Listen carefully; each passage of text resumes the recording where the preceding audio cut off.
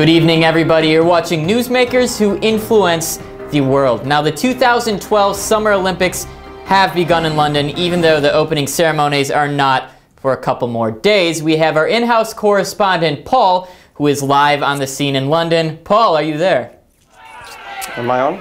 Paul, are you there? Yes, Andy, I'm here. How are you doing, Paul? How is the environment out in London? Things are very well here in London. People are finally getting into the spirit. More and more tourists have arrived. In other news, Ian Thorpe was finally pulled out of the Thames River.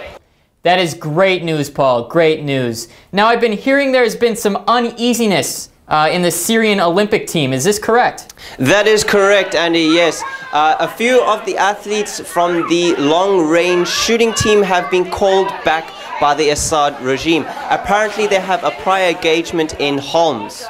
Well, that's very unfortunate news. That'll definitely take a blow to the Syrian Olympic team. Now, Paul, apologies and racism have seemed to be a common denominator at the Olympics thus far, keeping up with Britain's long-standing tradition of oppression. That is correct. In fact, the other day, during a North Korean football game, the South Korean flag was shown accidentally by the scoreboard keeper, who asked to remain anonymous.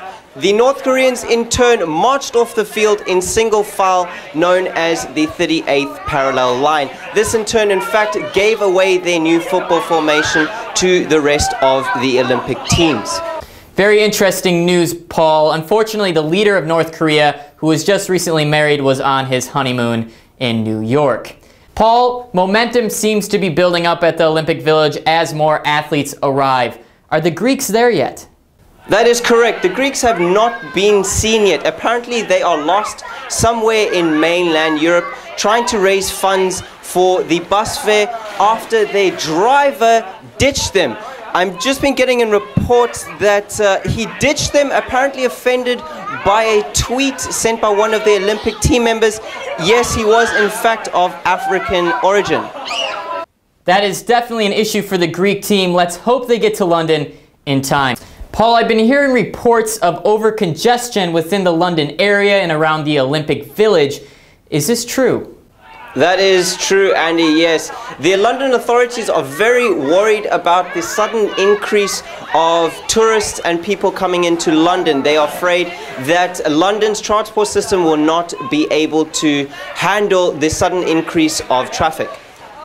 Paul, is this true? Are they worried about disease? You know, you have people coming from all corners of the world.